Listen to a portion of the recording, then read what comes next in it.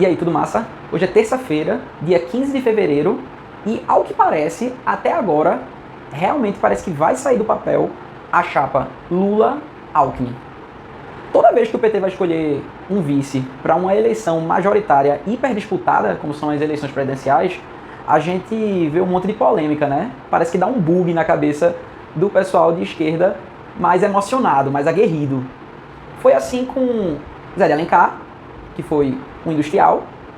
Foi assim, fora do setor do empresariado, quando Dilma escolheu Temer, que é um constitucionalista, né, um ex-deputado ligado à direita.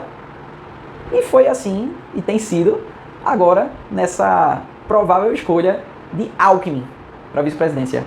Mas e aí, quais são os pontos positivos e negativos dessa aliança? Será que vale a pena mesmo? Isso eu vou te contar depois da vinheta. Se liga aí.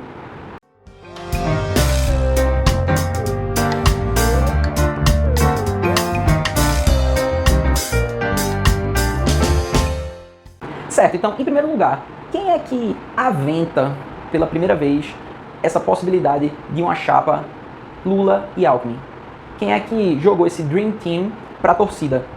Um dos primeiros nomes a, de fato, colocar isso de maneira pública para uma grande audiência e assim gerar um debate na sociedade e dentro dos partidos foi Celso Rocha de Barros, que é um articulista da Folha de São Paulo, sociólogo político, né, com doutorado em Oxford, servidor do Banco Central.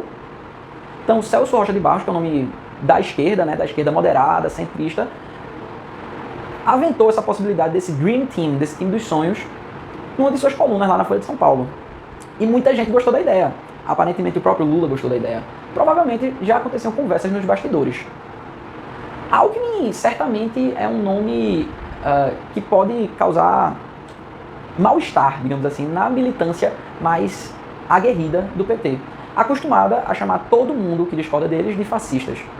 Mas, pela primeira vez, a gente tem no poder, de fato, desde a redemocratização, um fascista de verdade. Então, a mensagem que essa união parece trazer é justamente uma coisa simbólica de superar divergências. PT e PSDB foram, durante muito tempo, a espinha dorsal do sistema partidário no Brasil. E eles formavam, por assim dizer, uma polarização meio que até positiva. Claro que com o tempo o PSDB foi se radicalizando, a oposição e o antipetismo se tornou cada vez mais hidrofóbico, e aí a gente teve o nascimento do bolsonarismo, que depois engalfinhou e acabou com os tucanos. Alckmin, de certa maneira, foi vítima disso. Alckmin apresentou Dória ao PSDB, Alckmin foi um dos caras que propiciou o surgimento de Dória, e depois foi traído, e ele sentiu isso.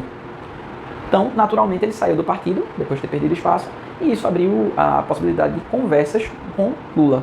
É interessante porque Alckmin, de fato, é um nome ligado à direita. Dizem que ele era até da Opus Dei. Lembram dos protestos lá de junho, da época do Passe Livre. Alckmin estava envolvido nisso, estava envolvido em um monte de coisa. E, de fato, soa contraditório. Porém, soa também, como eu disse, como uma superação de divergências em nome de vencer um mal comum, que seria Bolsonaro. Então, era de fato o que deveria ter sido feito em 2018.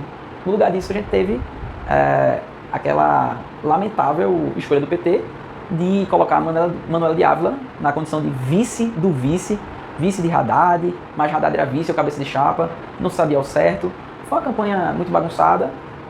O próprio Haddad já tinha perdido na prefeitura de São Paulo, então não era exatamente o candidato competitivo. Fizeram uma chapa puro sangue, ideológica, uma chapa não muito competitiva, e o resultado foi o que a gente viu. Claro que, óbvio, tiraram Lula do páreo de maneira, no mínimo, controversa. Inclusive, um dos focos da campanha de Lula certamente vai se bater em Sérgio Moro, tanto porque Lula performa melhor contra Bolsonaro, no lugar de contra Moro, quanto porque vai ser uma oportunidade única e Lula expor o caráter político, óbvio, que teve a Lava Jato. Mas voltando ao tema da chapa Lula-Alckmin, não é de maneira alguma algo inédito. Não é algo que nunca foi feito antes. Olha, se a gente pensar na própria Segunda Guerra Mundial, houve uma aliança entre Estados Unidos, União Soviética e Inglaterra para se vencer o pessoal do eixo, os regimes nazifascistas do Japão com Hirohito, da Alemanha com Hitler e da Itália com Mussolini. Então não é algo que nunca foi pensado antes. Pegando um contexto sem ser de Segunda Guerra Mundial, a própria Geringonça em Portugal, que foi uma coalizão, né, que estava ali por trás de Antônio Costa, que propiciou a governabilidade e que propiciou naquele regime, que é um regime semipresidencialista, né, propiciou uma união, propiciou um grau de governabilidade mais amplo. Então, a escolha de Alckmin como vice não é de modo algum uma escolha bizarra, é algo que, obviamente, desagrada a militância mais aguerrida, mais emocionada, o pessoal da esquerda DCE, né, que acha que purismo ideológico é uma coisa boa. Na verdade, purismo ideológico não ajuda muito em eleições majoritárias. Não existe nenhum exemplo de um candidato que apostou na falta de diálogo para se eleger. Então, a opção por Alckmin, ela é bem interessante, ela agrada o mercado, ela agrada setores de centro, ela desagrada militantes que têm que ser desagradados mesmo, faz parte, e que no final das contas vão votar no PT de todo jeito, porque eles não têm outra opção.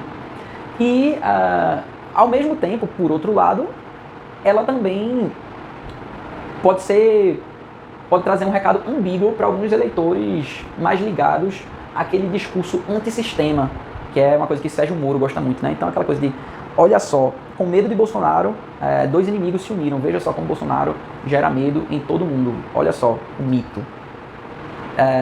De fato, esse é um argumento que poderá ser mobilizado durante a campanha. De fato, pode soar uma coisa falsa, uma coisa artificial para muitas pessoas, mas na verdade só mostra como a política opera na realidade, só escancara os bastidores da política. Então, todo mundo que for muito purista, muito militante, muito ingênuo, vai ficar chocado. Para o cidadão comum, na verdade nem faz tanta diferença. É assim que as coisas funcionam, é assim que o mundo gira.